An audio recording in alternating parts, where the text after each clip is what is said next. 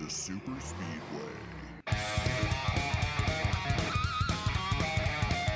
Welcome to episode 255 of the Super Speedway podcast, recorded Tuesday, September 20th, 2022. I'm your host, Eric Young, and I am joined, as always, by my co-host, James Cush. James, we were expecting an uneventful, boring Texas race. Did we get an uneventful, boring Texas race this weekend? Well, we got a bad Texas race. I don't know if it was boring, but I don't know if I can agree with you on that. I was We're going to suffering. disagree right off the bat, aren't Yeah, we? that's fine. I'm good with it because I was suffering through that race. I mean, don't get me wrong. I don't think it was a spectacular race, but it got a 13% or something like that in Jeff Gluck's poll. It wasn't that bad a race.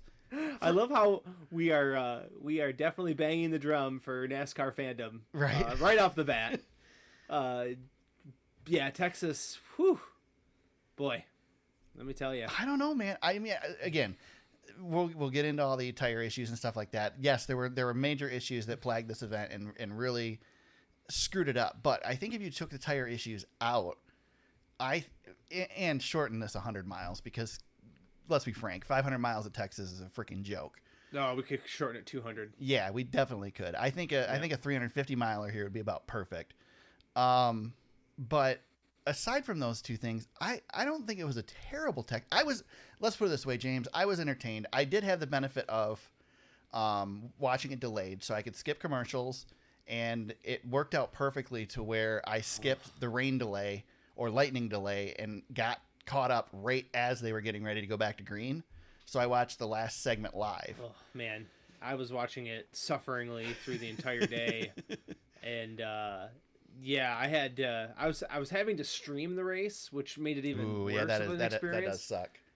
Streaming is awesome, but it's just not. Yeah, I was trying to be mobile around the house, and it just wasn't working out for me. And when the lightning hit, I think I tweeted "call it," but yeah, we didn't get that. So well, I'd have been okay. I mean, honestly, that was about the distance the race should be when the lightning came. I mean, yeah, that would have been fine. But alas, we finished, and Tyler Reddick. Yeah. Fantastic. Yes. 2 points short of advancing to the round of 8. Yeah. Unfortunately, but and because of that, becomes the fourth driver in 4 races not in the playoffs to win a race. Yep. Technically a playoff driver, but eliminated. I would call him technically not in the playoffs anymore. So correct. I think the streak remains. Sure. But that has to be bittersweet for well, this whole season has to seem a little bit bittersweet because he's having all this success and it's coming on the heels of his announcement that he's leaving, and unfortunately anytime you talk about Tyler Reddick, you can't really talk about anything other than he's going to be moving on. Yeah. So I mean, what worst case scenario next year, he ends up in a Clint Boyer type situation in the transition period. I mean, he's not going to be driving subpar equipment, but he's going to be in the throwaway team at RCR. I mean, RCR, Richard said that, or it's come out that they're not planning on purchasing a charter. They're going to lease a charter. So this is going to be a temporary team that they're going to put together for him if they run him. Yeah, we'll talk about this a little bit later in the show, but after another incident that happened on Sunday, he could possibly be driving another Toyota for all I care. Because we had some more interesting developments, but nonetheless, tires be danged in this race. That team survived, I guess. Eric, one of the things that stand out to me of the playoff run so far is nobody seems to be able to grab this championship battle by the horns. It's looking like who's ever going to win this title could simply back into it at this point, because there is nobody who has shown I don't want to say has shown resolve, because I don't know, I don't know what driver could do anything with what was going on Sunday to advance their status in the standings. And now we have these points just kind of, I don't know, it's going to be who survives, and we're going to Talladega. I'm looking at the point standings right now. Of course, the ones we have not been updated yet with William Byron. But I am looking down the list, and I am hard pressed to find anybody who hasn't had some adversity they've had to overcome so far in these playoffs. Yeah. The two that came to mind, I mean, Christopher Bell up to this point, but Christopher Bell had trouble this weekend, and that shows. As he's outside looking in. I was thinking Ross Chastain, but no, he had trouble at Darlington. Yeah, I mean, everybody has had something major happen to them at some point in this. Maybe Hamlin is the one who's. I mean, he's sixth. He got wiped out now. He got wiped out under caution on Sunday. Yeah, so that's true. But I mean, I could have had a lot better day. I would say between him, I would say he's probably the one who's had the least trouble. At this point. Larson has. Yeah, but Larson had Darlington. Yes, but for the most part, he came back, but for the most part, he's just kind of been steady, I guess, steady as they come. Yeah. But yeah, Chris Bell was doing really good. You gotta feel terrible for him in one sense because he was the first guy to advance 2 races into the last round. Now he's way outside looking in. It's going to be an uphill battle, and with Talladega, it's hard. You're going to be hard pressed to gain a whole lot of points. You're going to have to try to win that dang thing. Yeah. But he can win the Roval too, so he's not out of it yet. But yeah, a tough day for him in a bunch of ways. Alex Bowman, kudos to that team for sticking it out all day in the back. But again, more trouble. And we'll talk about all the guys who had tire problems. Well, let's go to the 400-pound gorilla in the room, James. Let's do it. Yeah, let's go. Let's tackle the tire issues. We had tire issues galore in this one.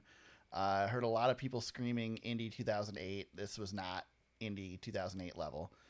We could at least go more than 8 laps before. I did tweet. What was the tweet that I sent? It was the Texas Brickyard 500 or something.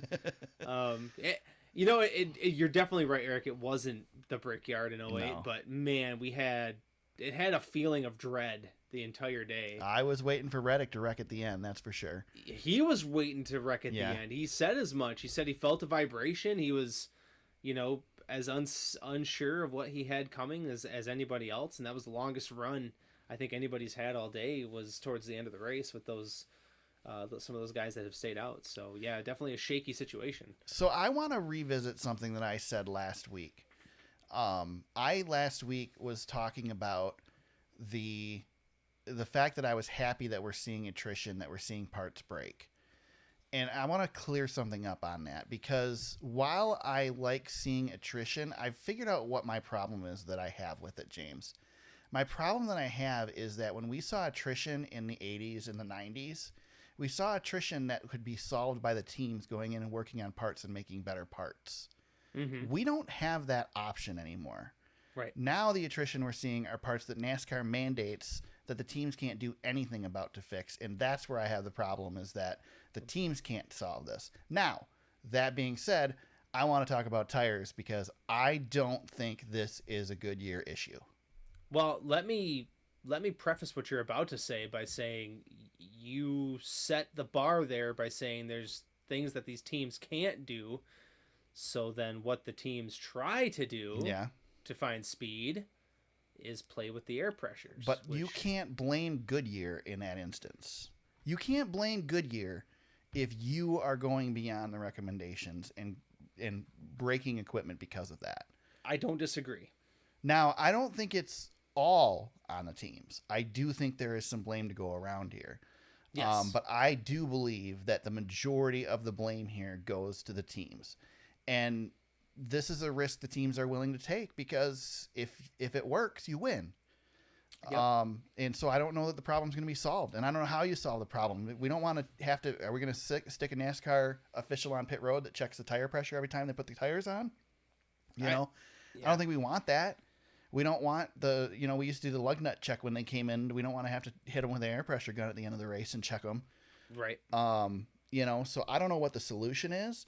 Now, the one thing I will say is that it becomes more of a problem when there's no inner liner on the tires. And when you cut down a tire, it's catastrophic.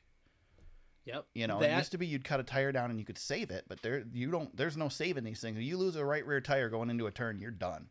Yeah, and I think also the design of these tires, I think people in the know in NASCAR, guys that are respectable, Dale Jr. perhaps.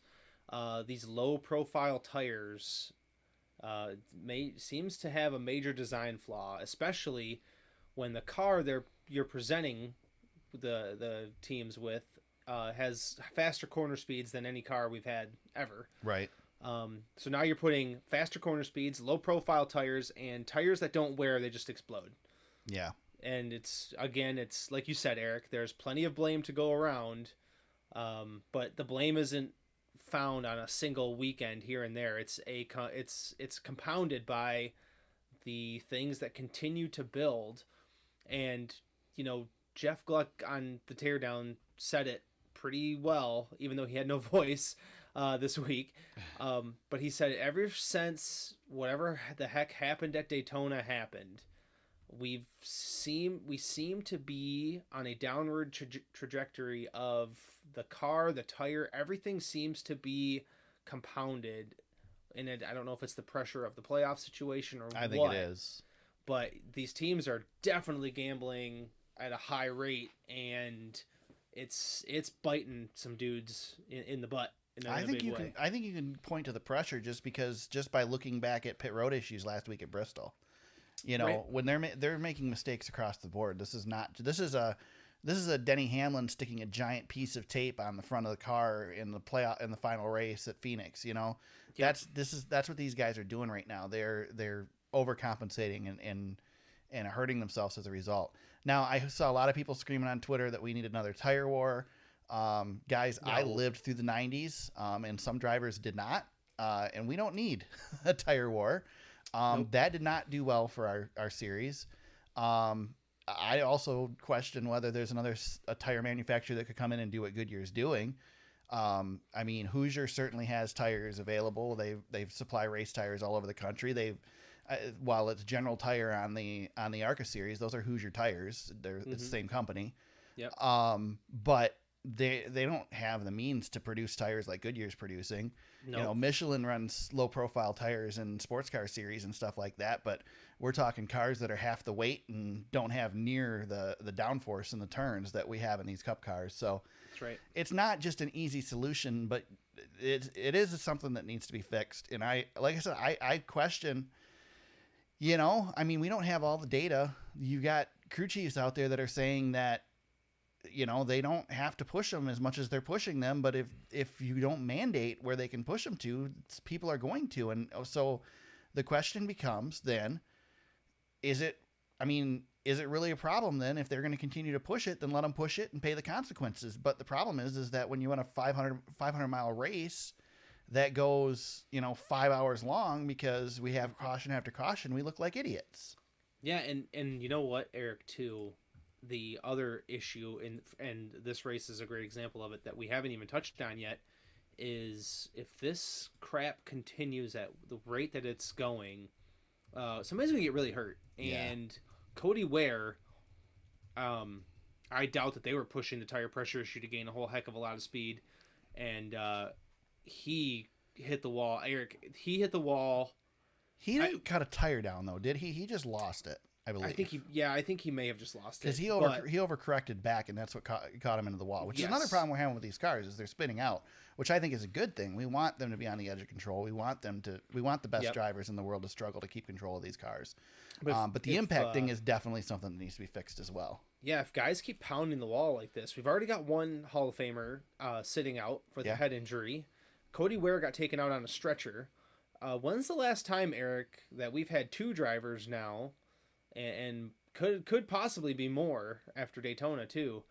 When's the last time we've had two drivers basically banged up in such a way at the same time? It's been a bit. Chase Elliott had tweeted out after the race that we should never go forward with new technology and take a step backwards with performance and other things, and I agreed with him and said safety as well. Yeah. This is a ticking time bomb right now.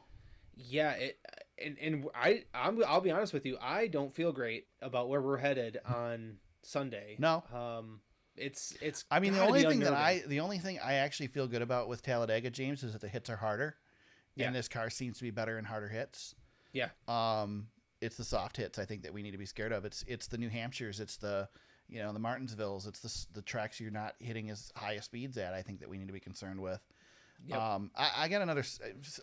I've got a few soapboxes lined up here next to me. That's great for this podcast tonight, James. And I'm gonna pull one out that I've had out multiple times before.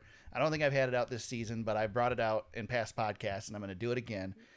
And this was brought up on Don't Remember Clear this week. There was a question from one of their listeners, and I will ask it again. Why in the hell do we not have a wall between the track and pit road? Yeah. Why are there tracks on the circuit where there is not a wall protecting the crews on pit road? Cody Ware would not have slammed into that pit wall if there was a wall on the inside of that track. Yep. I don't understand. And not only that, but going toward an opening, I mean, that car was wide open. His throttle was stuck. If he would have hit that opening, that could have been really, really bad. Eric, I was at Michigan when Mark Martin came within inches of being really, really hurt or possibly dead. Yeah. From hitting a pit wall. And that changed. Now I think those openings have right angles. Yeah. But my God, we got to do a better job. And the worst thing is we're going to a worse place than that this week, which doesn't have one. Yep. I mean, how many times have we seen cars crash into the pit wall? It doesn't happen every day, but it happens. Not only that, but we stand out there. We have tons of people standing on pit road during qualifying around these cars, not paying attention to cars on the track. All it's going to take is one stuck throttle. And we have a major fatality incident waiting to happen. And I just don't understand it. We've put safer barriers all the way around these damn tracks. Why can't we put up a concrete wall? Yeah, I think of you every time something like this happens where a driver hits a weird angle, because I remember when you and I were at Michigan 2018, I believe, right, Eric? And we were at the truck race, and one of the drivers hit the wall right where you were standing. Yeah, right above the tunnel in turn one. Yeah, I was like really worried. I was like worried for like 5 minutes. I like texted you because I'm like, nobody hits there. Right. And I'm like, dang, Eric was right there. So, anytime we're racing on these racetracks, somebody can hit anything. Yeah. Kyle Busch at Daytona, breaking his leg. Mark Martin went through a freaking chain link fence at Talladega. Yeah. Guardrail and a chain link fence. Yep. A couple of them, actually. So, yeah. Yep. That's a good one, because that accident was bad from the start when he basically bent the safer barrier and stuck into the wall.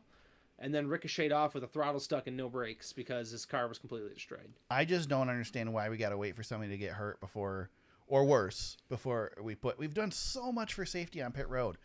I just don't understand why we can't put a wall up. And the thing is okay, so maybe we don't want to make pit road to where there's not an escape hatch.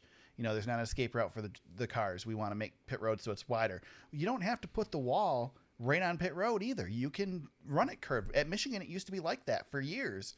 It was curved all the way through the trial. It ran right through the center of the grass, not up by pit road. Yep. There's options they can do to solve this issue. And I'm going to stand in the soapbox until it's done. And unfortunately, I think somebody's going to have to get hurt for it to be done. Yep. I don't understand why. Yep. I have nothing to add. Yeah, you nailed it. Is there anything else to talk about with tires before we move on to the other controversy, or one of the other controversies from the weekend? Because there were a few.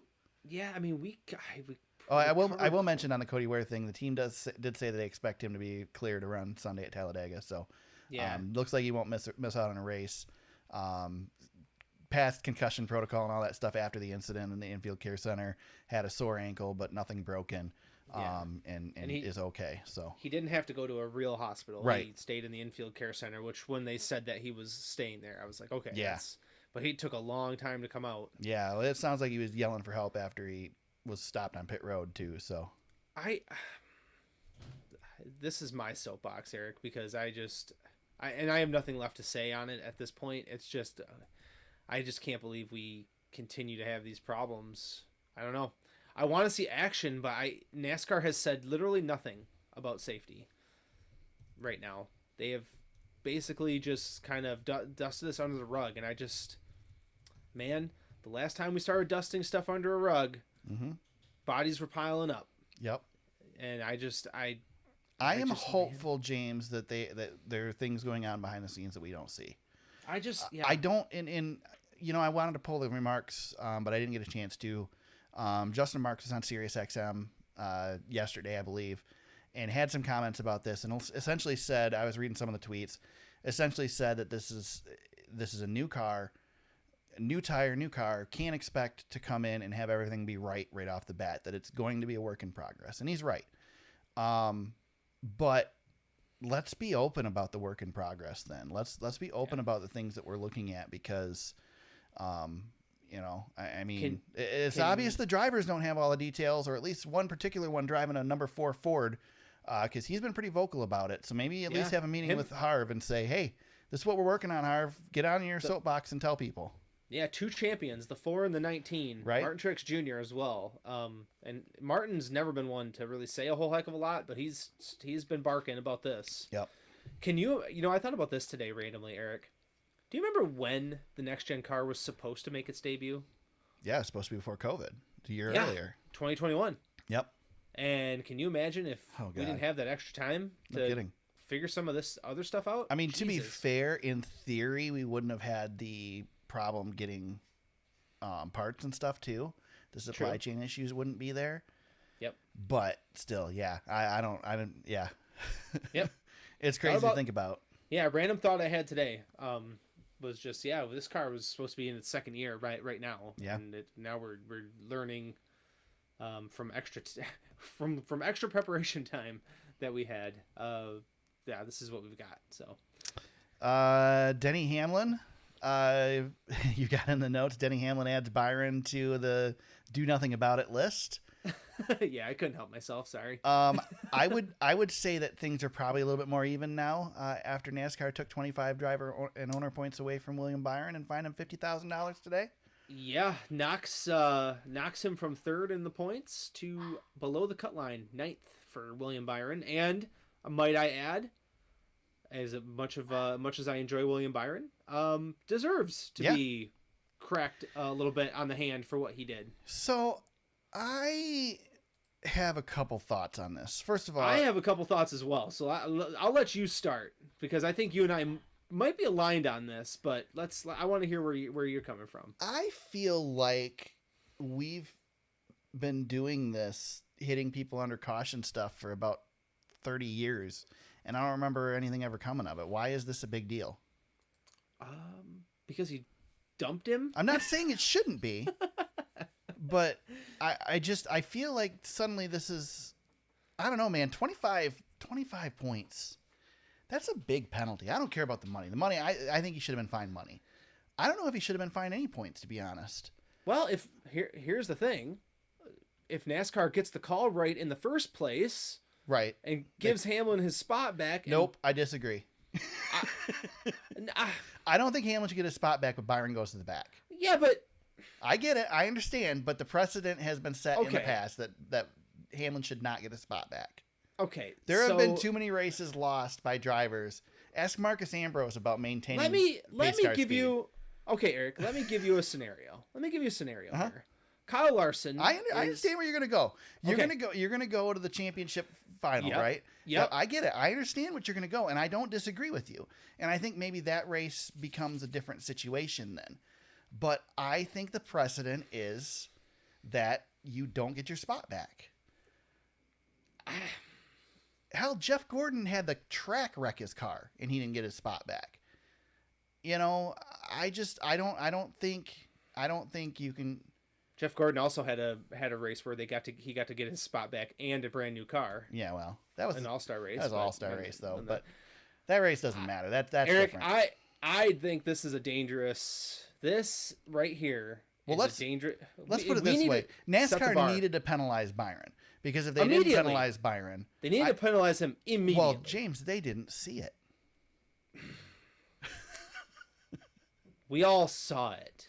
I don't understand. If NASCAR needs somebody to watch the feed live, well, here's my next soapbox, James. How many times have we heard this excuse this year, or the last 2 years, 3 years, that we missed it? We didn't see it. We didn't see that car sitting on the apron that got slammed into. We didn't see that car up against the wall in the corner that got run into. We didn't see William Byron take out Denny Hamlin on the front stretch in front of thousands and thousands of people.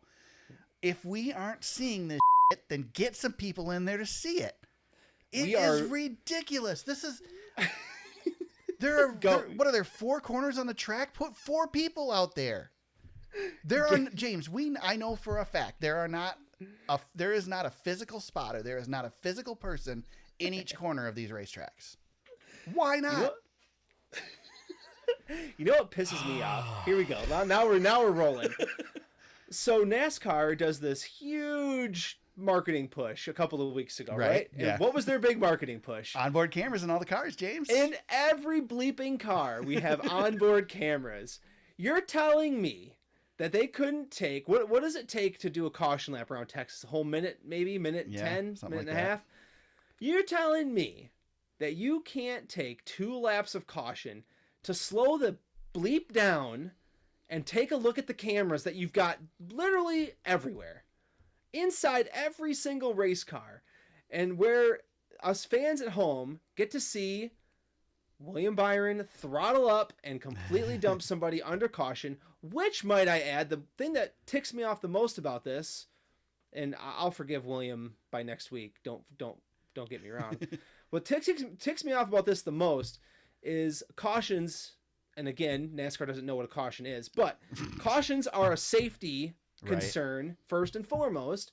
You can't be spinning people out on the front stretch when there's a possibility that there's a safety vehicle or pit crew members or whatever on the racetrack, because you're supposed to slow the frick down, and dumping people is just about as dangerous as a thing as you can do when it's under caution. Yeah.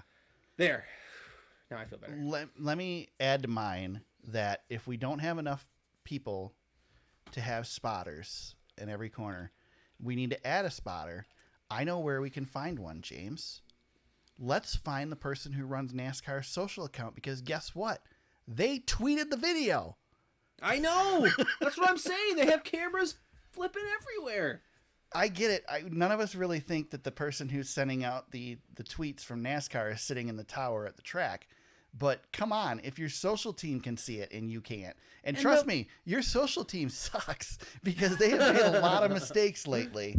Oh boy, we're never getting hired by anybody in the industry. The other damning thing about this whole thing is, not only do they have the video of the in-car camera, they have the dang audio where you can hear him throttle up and absolutely dump Denny Hamlin. Well, and I know that every team has access to the charts that show throttle and brake and steering and everything. Yes, and if NASCAR doesn't have that at their access, they should have that at their access. So the NASCAR trots out Scott Miller after James, the race. You know what?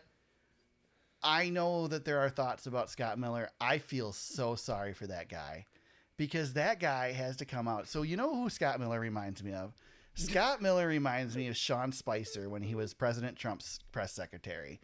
And he comes out and has to answer questions to the media when he knows damn well he can't say what he wants to say. He wants to say, look, guys, I know they're telling me to say this. I know it's a bunch of BS, but I got to say it because it's my job. But he's got to come out there and say stuff that you can see in his eyes he doesn't believe. I wonder if Scott Miller's actual first name is Michael Scott Miller, because he sounds like a bumbling buffoon when he gets out there. I feel sorry for him.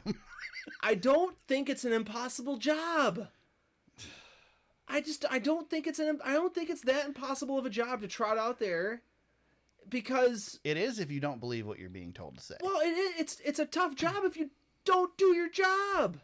Here's the thing. Do your job. I will say that I have worked as an official in a tower at a racetrack. Not anywhere near the level of NASCAR. God. We also did not have anywhere near the level of technology available to us. It's definitely harder than it looks, and it seems like it would be. But come on. We have got to start getting this stuff right. I give NASCAR credit for fixing it later, but this should have been fixed during the race. Why don't we do the Formula One thing then, James, where we penalize people penalize him 15 minutes later. I don't care. Get the call right at the track. Let's not have to wait till Tuesday to make it right. I understand NASCAR doesn't want to be political like Formula One and have stewards and all this other. I mean, Formula One, you want to talk about officiating gaffes? Just go watch how Lewis Hamilton didn't get his 8th championship. Right. Now, that being said, Formula One, there's a lot that Formula One does get right, even if it's wrong, because they make a freaking decision in the moment, whether it's the wrong decision or not. They draw a hard line. Yeah. There's no hard line here. You've got Denny Hamlin and the team screaming to look at the tape. Look at the data. I would argue that Hamlin should also bear some penalty for what he did. He got real lucky that he didn't actually spin Byron out. But Hamlin also wasn't supposed to be there at all at that point because he had been relegated back to where he rejoined the field. So he shouldn't have been up there either. Like I said, I personally don't really agree with the point penalty. After the fact, I do believe that Byron should have been put to the back during the race, and probably Hamlin would have. I would have kept Hamlin in a spot until he pulled what he pulled on the backstretch, in which case I would have stuck Hamlin at the back too. So I guess in the end it worked out better for Hamlin than anybody else. So when Kyle Larson's racing for the championship and gets dumped under caution by Martin Truex Jr. to allow Denny Hamlin to win the title, it will all come back around and everyone will be happy. Yeah. Well, Martin Truex Jr. is never going to do that because that was my example. I don't know why I chose Truex Jr. Martin Truex Jr. doing something like that is probably just as likely as Denny Hamlin actually wrecking one of these guys. Well, I couldn't go with Kyle Busch because he ain't helping anybody on his team. Right? Okay, so here's a hot take for you. Kyle Busch comments on Twitter about this after the fact and made a comment about getting penalized for hitting somebody under caution and precedents being set. And it's like, okay, Kyle, I wanted to reply to him and say, dude, he didn't put him into the wall at 150 miles an hour. There is a difference between what you did and what Byron did. And I honestly do not think, first of all, Byron was pushed around this weekend. He's been pushed around all year, and Byron's had enough of getting pushed around. I don't think Byron actually meant to send Denny spinning it. I think he just hit him too hard. Well, I think he hit him, and especially in that trial where Denny's probably got his wheel turned to the left. Yeah. Oh, I believe Byron at the end of the race when he said, I didn't mean to spin him. I give Byron some credit for actually doing something, unlike Denny, who really hasn't. That being said, I didn't think Byron got raced that bad by Hamlin. I kind of felt like that was just racing and whatever. But I will agree with you. Byron's been getting, especially by some of the veterans, he's been getting bulldozed a little bit. Yeah. And I don't blame him for being ticked off about it for sure. Neither. I just wish, honestly, I think in Byron's eyes, I mean, if he wins the championship or loses a chance at the Final Four by 25 points, it's going to be a big deal. But otherwise, I'd say this was worth it. Yeah. I guess if he wrecks at Talladega, I guess it'll be fine. But Denny's not gonna do nothing. I'm so sick of Denny saying he's gonna do something. Put up or shut up, Denny. And I think Denny is tired of hearing his own voice because at the in that interview, that post race interview, you could hear him. He's just like, well, yeah, I mean, you know, he's gonna lose points at some point. Well, yeah, he did. So I guess it's over. Denny needs to get the distractions out of his head and just race for the championship. I think he's one of the if there was a favorite, if I was going to pick a favorite out of these guys, I think Denny's might be my guy right now. In one of the worst years of his career, he still has a chance to win a championship. I think he's doing just fine. Exactly. At this point, stop worrying about these other guys. Now, kicking and screaming all the time. I don't know. But. Now, will I say that William Byron maybe got too harsh of a penalty? Ty Gibbs also got a penalty today, James. He was fined $75,000 and lost 25 owner points for taking a swing at another driver on pit road. Well, it just happens to be a pit crew right next to him changing tires on a car. That's right.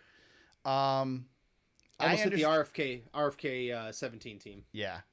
I understand that NASCAR... Is this a soapbox? Soapbox? Well, no, not really. But okay. So I understand that NASCAR, from a PR standpoint, to sit probably the favorite for the Xfinity Series Championship out a weekend, probably a bad move.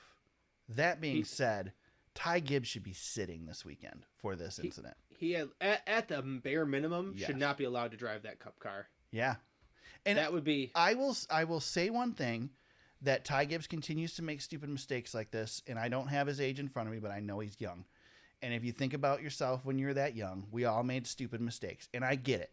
I understand that he's really matured this year. He has made a lot of corrections, and I think they said it on DBC this week. In the moments where he has a chance to think about it before he does something, he's been choosing the right path. But when he doesn't get a chance to think about it, he acts like a kid would and does something stupid, and he needs to pay the penalty for that, unfortunately.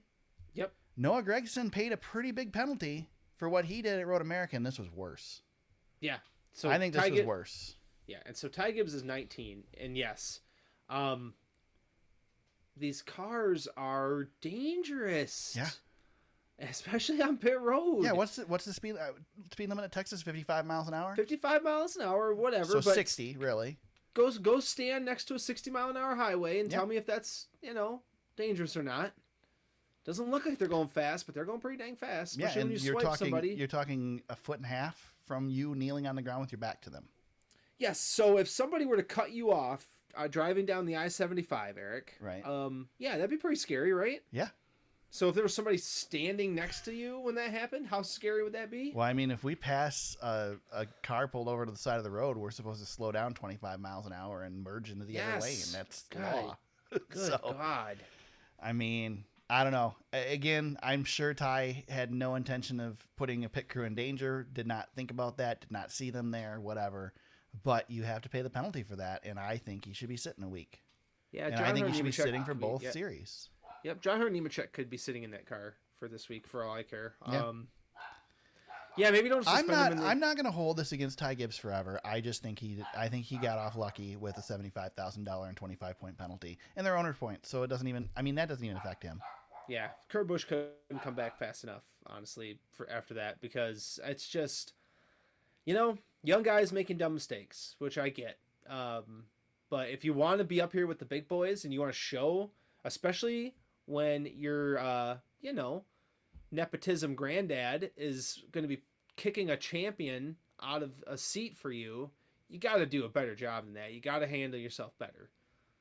I don't expect it at all times, but dang, dude, when people's lives are, kind of in your hands on pit road, you got to do a better job.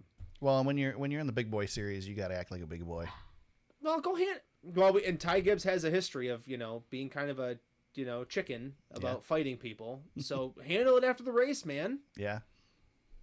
Take your helmet off and go have a conversation. Well, and that being said, I think that's what Hamlin needs to do. Yeah, that's what I would do if I was Hamlin. Hamlin keeps getting in these situations. Just go take a swing at somebody, man. Yeah. Jeff Gordon wasn't afraid to get a bloody lip from time to time. Yeah. Especially when Kevin Harvick, well, that was Texas. Especially when Kevin Harvick shoved Brad Keselowski into the... Right. Texas has had some interesting moments. Jeff Gordon got in a few fights at Texas. He has. You're right. Jeff Burton on the backstretch. I thought we were going to have one after this. I think if this would have happened a little bit closer to the end, we might have had one. Oh, yeah. I was ready. That was the only thing we were missing in this thing. I don't know who I'd take in a fight if it was William Byron or Denny Hamlin. I don't know. Maybe Denny. Taking a look at this race, the results, Tyler Reddick, you mentioned, leads 70 laps to get the win. Did not place in the top 10 in either of the first two stages, but managed to get the win at the end of the day. Justin Haley, third place finish. Looked like he had a chance to win this thing. Was running up toward the front as well. Did not lead any laps, but great run for him, for that team. Mm-hmm. Eric Jones, another good performance. Sixth place finish for him. Brad Keselowski led 31 laps, finishes 8th. Yeah, started on the pole. And he was the first one I had heard who warned us about tire wear. Yeah. Because he got the pole and he said, yeah, unfortunately, I don't think we're going to be able to carry that kind of speed throughout the race because of tires. We had 16 cautions for 91 laps. That's right. Yeah. 91 laps in a 334-lap race we ran under caution. One guy we didn't mention in context of the race who was leading while blowing a tire and catching on fire was Chase Elliott. Yeah. Who, again, in yet another round, he's had a terrible playoffs. Yeah, he has. He is now looking at the cut line So his advantage is gone going into Talladega in the Roval, so that's nice for him. Another playoff driver I wanted to shout out. Actually, two young guys I wanted to shout out. One, Chase Briscoe. Just not a great point. He got to 5th place, and with the penalty, we'll talk about points in a minute. But he's above the cut line now. And Austin Cindric with maybe the greatest avoidance of a wreck I've seen all season. That was pretty incredible. I don't know how he didn't hit. Who was coming across the track there, Eric? Was it Todd Gilliland, right? Todd Gilliland was crashing. I think you're right. And I don't know how Cindric didn't hit him T-bone.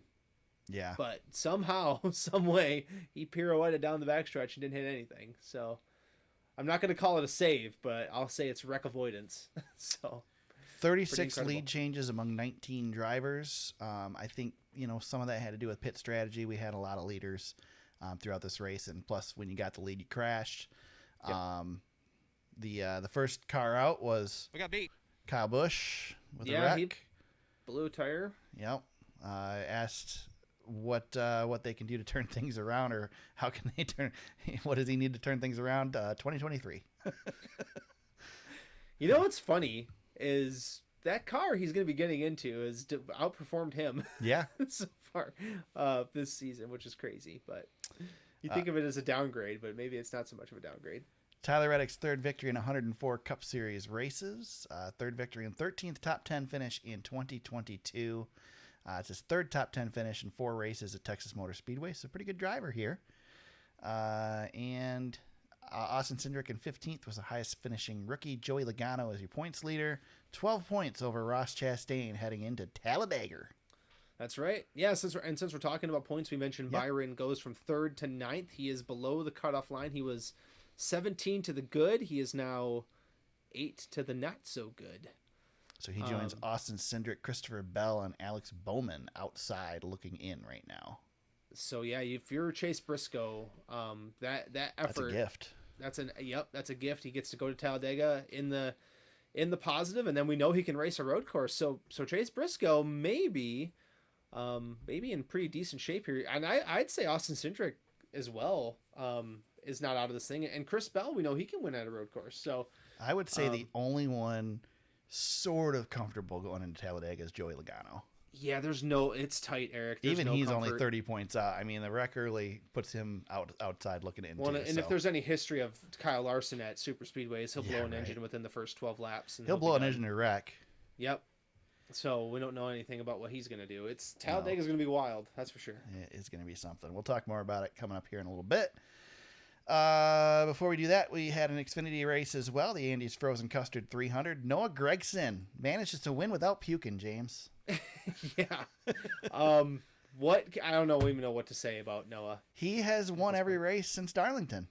He's 4 in a row, ties Samard's record. Yep. In the Xfinity series. Now he's in Harry Gant territory, I guess, Mr. September.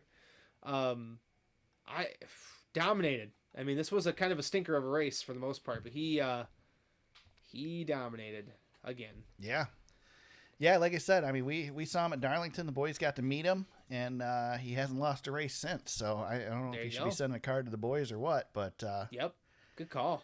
Yeah, so heck of all the playoff guys were pretty good. I mean, he was surrounded by Austin Hill, Ty Gibbs, AJ Allmendinger, Riley Herbst, Josh Berry, top 6 guys, playoff drivers.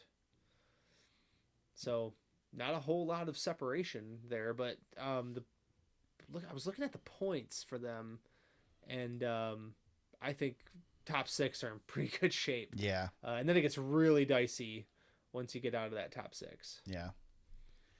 But. Yeah, I'm with you. I mean, I still think we're gonna see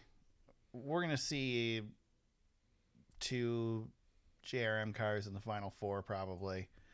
Even though Allgaier's in 6th right now, they're going to recover. They've just had a couple bad weeks. Yeah, and Josh Berry's right there. Yeah, I think you're going to see them. I think you're going to see Allmendinger. I think you're going to see Gibbs up there, unless someone like Austin Hill can sneak into the final 4. But yeah, I mean, win Talladega, and then I don't know. Yeah. He could for sure.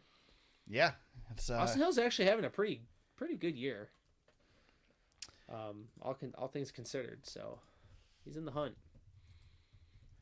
Yes, he is. Yes, he is. All right. News items, James. I'm trying to find the actual quote here. Well, the big news item we got out of the way. Yeah. When we were talking about we couldn't talk about Texas without talking about the biggest news that just dropped before we recorded, which was the Byron and Gibbs penalties. That's going to be the biggest news I think of the week. I'll knock on wood because there's always something, but yeah, I don't know. Kyle Larson likes to give some hot takes from every now and then and get people talking. Larson. Yeah. And he decided to start the weekend off right at Texas Motor Speedway during his media availability. His quote is, "It needs more than a repave. I would like them to demolish this place first, then start over from scratch." What are your thoughts, James, on this? Is he wrong? I don't think he's wrong. Honestly, I mean, I don't know. I don't think I saw enough this weekend to throw in the towel on Texas yet. I'm sorry. Are you kidding me? I'm sorry. I think we fixed the tire issue, and I think this place is tolerable. Here's the thing.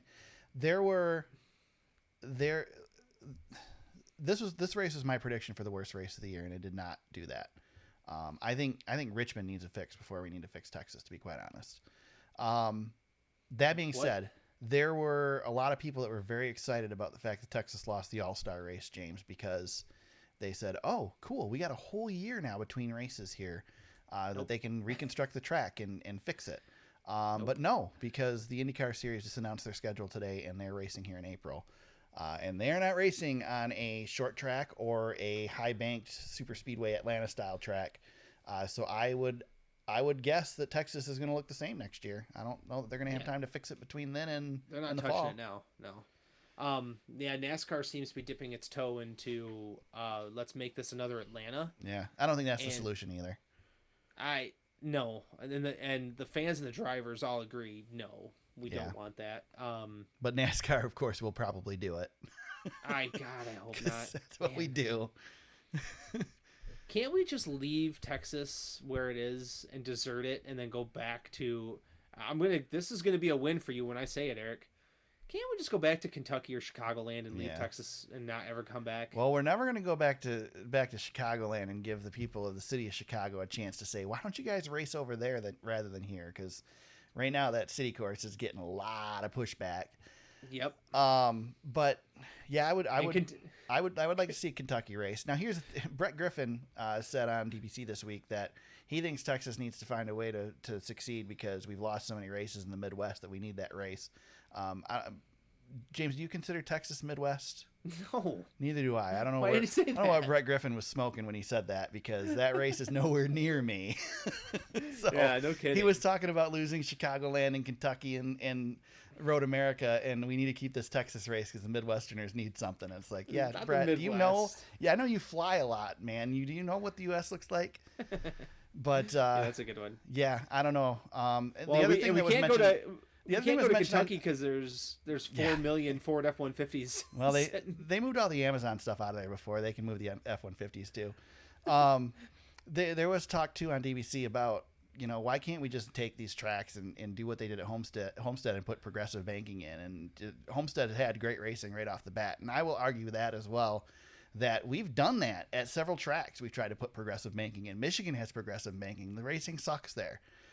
There's more to it than just progressive banking. Homestead works because of the size, the shape of the turns, the banking, everything works together at Homestead. That's why it works. Yep. Just slapping progressive banking in at Texas. I believe Kansas has progressive banking too, if I remember correctly. Yeah. Once Homestead happened, everybody wanted to put progressive banking in, and it doesn't work everywhere. So I don't know Bristol if that's the solution has progressive either. banking as well. Yeah. I do agree that if we I don't think we need to touch 3 and 4. I think we just need to take 1 and 2 and tear it up and put some banking back into it, to be honest. Yeah. But I don't think it's going to happen. So yeah, I don't think Texas needs a complete redo.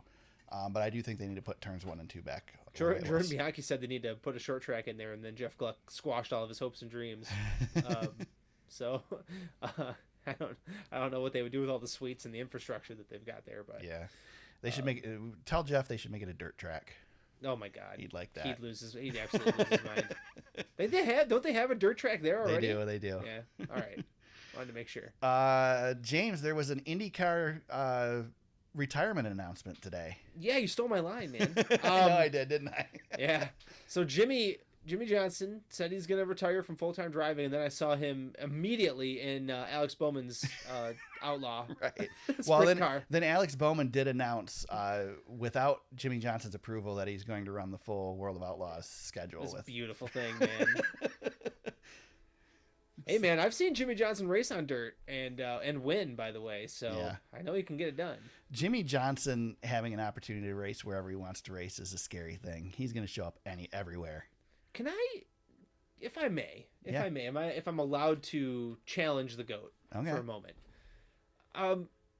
Why is Jimmy Johnson so disconnected from NASCAR? I don't know. And he's doing it intentionally. Yeah.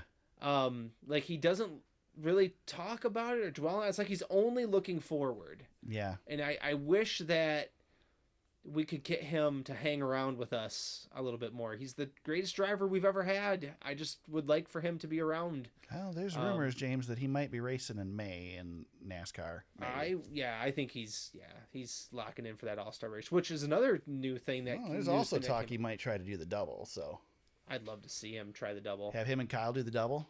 Yeah, they can fly together. Fly in together. Yeah. That'd be good Maybe stuff. If Jimmy's driving for Tony Stewart, we can make it happen. You think Kyle Busch does it his first year to be able to do it? Oh, I think he's been waiting his whole career. He's not getting any younger. You might as well do it now. Yeah, well, he's still at. Yeah, absolutely. Yeah, Jimmy Johnson said he's got no ties to Chevrolet or Honda, so he can do whatever he wants. There you go. I put this back in the notes just because I figured we were going to have hot takes on everything, so I wanted to get a chance to comment on this as well. Ryan Blaney's crew, they appealed their loose wheel penalty last week so they could have their crew chief and tire changer for Texas this weekend. Yep. And now they've withdrawn their appeal. We've seen this happen multiple times this season, James. Should these teams be allowed to do this? I mean, it's all part of the rules. I guess they're allowed their appeal process. And I think if you decide to appeal, you have to go through the appeal. And then you run the risk of getting a more severe penalty as a result. I would say if somebody files an appeal, get it done. NASCAR needs to get it. You need to have a window. Yeah, let's get it done in a week. Why the hell does it take 2 weeks to file an appeal? Well, NASCAR, they just drag their feet on these things. Well, they're busy. They're busy because they got to account for penalties they didn't make on Sunday. Well, they were busy checking replays on a Tuesday after a Sunday incident. Yeah. So, yeah. I mean, to be fair, it would be difficult to monitor 40 onboard cameras in the tower, probably. But you'd think you should at least be able to pull them up. Well, you could, look at the guy who spun and then see who he was racing around within, that was maybe another 2 thing minutes. That I think Dale Jr. said that they didn't realize on the broadcast immediately that they just thought Hamlin spun, maybe had a tire issue, whatever. As soon as I saw him spinning through the grass, I'm like, oh, I bet you William Byron hit him. Yeah, well, we should note that earlier in this race, didn't Cole Custer crash under caution too, on his own? Did he? Yeah. You're right. He did. That's right. Yeah, so maybe that's what they were thinking. I don't know. Tires are blowing at such a fantastic rate that maybe everybody's just hitting the wall at the same time. So who knows? Just to put a pin in the NASCAR thing, like I get it. This is not an easy job that they have to do. And I think I've been pretty graceful over the past couple of years and not completely just blowing them out of the water when they make a mistake. But how many times do they get to make these mistakes before we finally call them on the carpet for it? I mean, well, Eric, it's just so common. Eric, lately. You work in journalism. Yeah. If you get the facts wrong every single week, wouldn't your boss come knocking on the door and be like, "Hey, man, tighten it up or get out"? Yeah. So I don't know. Yeah, it wouldn't be good. Food for thought. One good thing, Kurt Busch was in Charlotte today. He was, helping paint the walls. Yeah, right. Helping paint the walls for breast cancer awareness at Charlotte Motor Speedway, and we had a chance to talk with media a little bit, and says he still hopes to race yet this year, James. He hopes to make a return to his car this season. Sounds like he's been having vision issues since the wreck. Yeah. I've been having vision issues too, but I'm just old, so maybe... Well, he's old. Right. Maybe he just needs some spectacles. You know what I've noticed as I've gotten older? Yeah. My kids like to play Ring Around the Rosie with me, and I can only do like 5 turns, and I'm out of it. Yeah. Like I can't spin and spin and spin anymore. I used to ride roller coasters, James, like it was nothing. It was fun. Yeah. And then I sat in a pace car taking off of pit road at MIS a few years ago and thought I was going to pass out. So. Well, that was Richard Childress trying to take you out. It was Richard Childress. Did he tell you to hold his watch? No, he did not. Oh, he did not. I do. All seriousness, no. I do hope we see Kurt back in the car. Although with everything going on with safety in these cars, if he takes his time, let's not rush it, Kurt. Just come back next year. I don't know. Unless you're not planning on coming back next year, then sure, come back. And I mean, I want, like you said, I want to see Kurt back as soon as possible, but I want Kurt to be healthy and come back. So just take your time. The man's accomplished literally everything. Yeah. He can't. There's not much left on the checkoff list. Yeah, first ballot Hall of Famer, right? Yeah, absolutely. Talk to Dale Jr. and ask him what he thinks. And I think, Eric, honestly, I wanted to touch on this, and this is actually a good spot to do it. Mm-hmm. With the tires blowing like they were at Texas, I kept hearing it in Dale Jr.'s voice. Concern. Yeah. And I have to correlate that with his experience. And I wonder, what he has talked to Kurt Busch about already. Right. This stuff. Oh, I'm sure they've had conversations. Here's the thing. Nobody's got better insight than Dale Jr. on this. When Dale Jr. came back, I remember him wrecking at Talladega and watching him in the car after the wreck, hold his finger up in front of his eyes, checking his vision. Like, we don't need Kurt coming back doing that stuff. We don't need him to be so concerned every time he hits the wall that he's got another concussion. Yeah. I love Dale Jr. and love seeing him run this final season, but man, I didn't like that. Yeah. That's not what we want to see from these guys. Yeah, and everybody who watched Dale Jr. race that last season, he was done. Yeah. He was out there for the fans. Yeah. Tony Stewart was very similar to that, although we don't know, Tony never had a history of head injuries, but guys get to a certain point, and it's just not there. And I wonder about some of our older stars like Kurt and Kevin, who have been around since the early 2000s. It's been a long time now, so would hate to see him. Would love to see him go out on his terms. Hate to see him get hurt. Basically, is where I'm at with this. Yep, agree 100%. But good to hear from Kurt and good to see him back at the track in some capacity. So, yep. Anything else that we missed, James? Anything break while we're here on? I've been scouring the Twitterverse, but nothing breaking yet. So I think we're okay to finish this bad boy up. Nothing on the Twitters. Are we going to run into rain at Talladega this weekend? Oh boy! Well, we've got a hurricane bearing down on us. We have a hurricane bearing down on us. I haven't followed exactly what the path is, but I heard that it could affect the race. That being said, Talladega also is opening up free camping to people trying to get away from the hurricane. So I don't know if getting away from the hurricane by going into the path of the hurricane is a great idea in a camper, but apparently Talladega thinks it is. So. Yep. Yep. I'm actually worried about our buddy Todd. Yeah. I just want Todd to the rain has been following him everywhere. So. Yeah, even when it wasn't supposed to rain. Right. Yeah. Yeah. Talladega this weekend is my favorite weekend of the year, James, because it is the Talladega playoff race. If we thought Daytona was crazy, Daytona only had a couple drivers that really needed points. And Talladega, I would say probably 12 of the 12 still in the playoffs need points. Everybody needs points. So I think this is going to be a wild one. Yeah. Like even Joey Logano, you know, go win the first stage, and I think you're in pretty good shape. Like get those guaranteed points and bank them because, well, it's easier said than done. This is going to be, especially with nobody locked. Talladega is always a little bit wild, and yeah, man, this is going to be interesting. This is going to be interesting. It's going to be nuts. Coming off of our picks, which I have somewhere here on my screen. Yeah.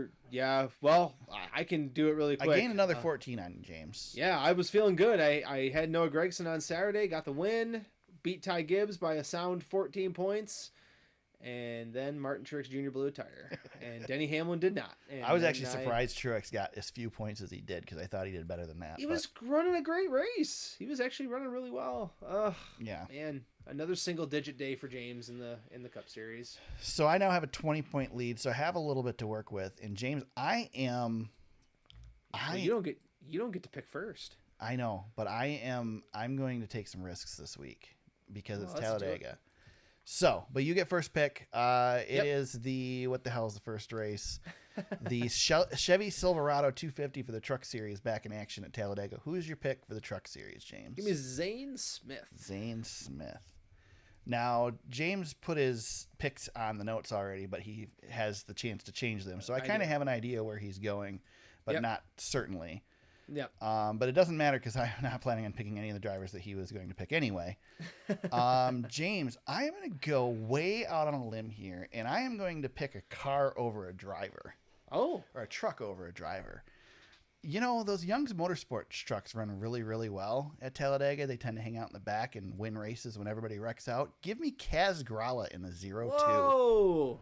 That's a first for the season. Right? This late in the season, we have not had a Kaz Grala pick all year. There you go. Wow. Probably won't have another one either, but I'm telling you that 0-2 has won some races on restrictor plate tracks. Yeah, that's for sure. Didn't Parker won? Did Parker win? No, Parker was in the 0-2. Parker didn't win in that truck, but Parker was actually my second choice. Yeah, I'm not sure what he's running running for points though. If it's because he's running the Xfinity Series race too. He is running, I believe, for Truck Series points. Yeah, I did double check to make sure that Kaz Grala is running for Truck Series points. He is. Yes, absolutely. NASCAR Xfinity Series. It's the Sparks 300 doubleheader on Saturday, by the way, which I used to enjoy, but I don't like those anymore. I wish we'd run Friday, Saturday, Sunday. Well, I think we might want to run Thursday doubleheader this week. That's true. Sparks 300. Who you got for the Xfinity Series, James? I'm gonna go with Mr. Super Speedway in the Xfinity Series. I'm gonna take Austin Hill.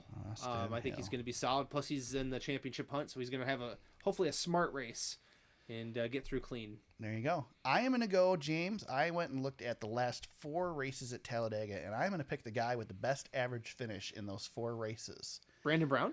I am going to go with Ryan Sieg as my pick. God, is that another first for the season? It probably is. I believe I picked Ryan Sieg before, but not this season. Yeah, it's another first. Ryan Sieg.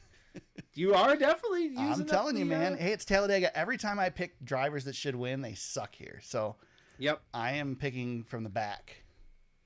Yep, that's good. Ryan, that team is really good, and they might not give me points. They might just give me a win, or a top 5 finish. But hey, man, those guys and Ryan Sieg needs points because he's racing for the championship too. So, I'd say if anybody in your roster gets you 20 points, you should definitely be happy with that across the board because it's Talladega, man. You never know what you're going to get. If you get a good couple of stages, you're going to be feeling good about yourself. So there you go. Everything else is a bonus. Cup Series Sunday will either race boats or race cup cars. The Yellowwood 500. Who is your pick for the Cup Series, James? Yeah, I thought about changing this for a minute, but I'm going to try to play it smart here because I'm playing from behind. I was thinking I'd like to take a Bubba or even a Brad. I always want to take Brad at Talladega. It's just in my nature. But I'm going to take Denny Hamlin to just have a good race. Denny's going to be smart. He's the best in the business right now at these tracks. So get me a nice clean race, Denny. I just want to get out of here healthy. Let's go. There you go. Denny Hamlin was my second pick, but I'm going to take my first pick, and you already mentioned him, Brad Keselowski. I know. I'm going to regret not picking him, I feel like. He's been so good lately. Yeah. They finally have that car dialed in, and he's going to a super speedway. Yep. I think they're going to be good. Chris Buescher might have been a good one here, too. But, yeah, Brad had trouble at Daytona.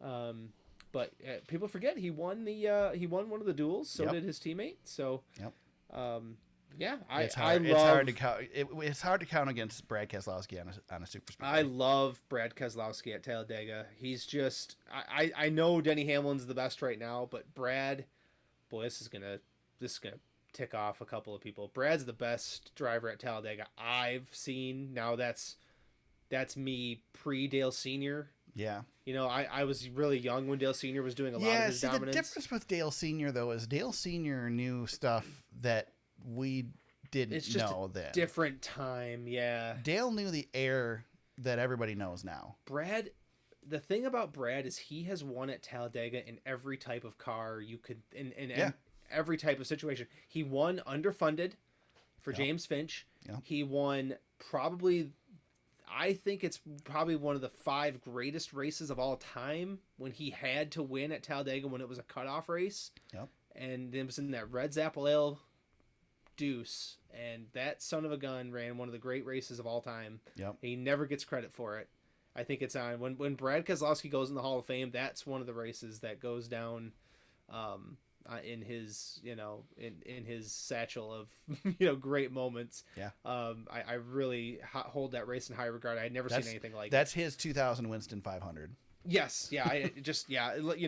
Tony Stewart's got the 2011 race at Homestead. That's all timer. Brad. That's Brad's one. Yep. Of all the greatest hits, of Brad Keselowski's career, that's the greatest for sure. I agree. There you go. Those are our picks. I will either sink or swim on this one. Boy, I do love that we got this it's so tight this year. Yeah. Because last year that we were pretty much over. Yeah. At this point, so I'm good. I'm good right now. All right. Fantasy League, James. How'd Fantasy League go this week? It hasn't adjusted yet. We don't. I don't think we have the adjustment. I don't think it's going to matter. Freight Train got the dub. Our buddy Todd, and Barron Speedway. He's had a great playoff stretch. Barron Speedway's second. Green Eggs and Hamlin was third. Overall standings, we had some. Hey, wait! I didn't finish last, James. You were sixth. Yeah, I was almost the front half. Yeah, there was a. So I was fifth. Everybody fifth and up. Justin 713 was over 200. Eric, you were the best of the rest. Yeah, I was first of the back half, man. Yeah, you were the first of the back half. So yes, you did good. I should, I do feel bad because I'm glad you did that because I haven't talked about you in the fantasy league in quite a while. So I should say something about you. So terrible. Yeah. So I still hold the points lead, 130 point lead over Green Eggs and Hamlin, and then the champ is here, moves back to third. So we had a little bit of a flip flop. Right now, Ranger was second last week, and now Green Eggs and Hamlin has 66 points on him. So a little bit of separation there. Now the fantasy league is going to get dicey for about 2 weeks here. Talladega and the Roval. I am concerned. I just got to get through this. I am in Eric.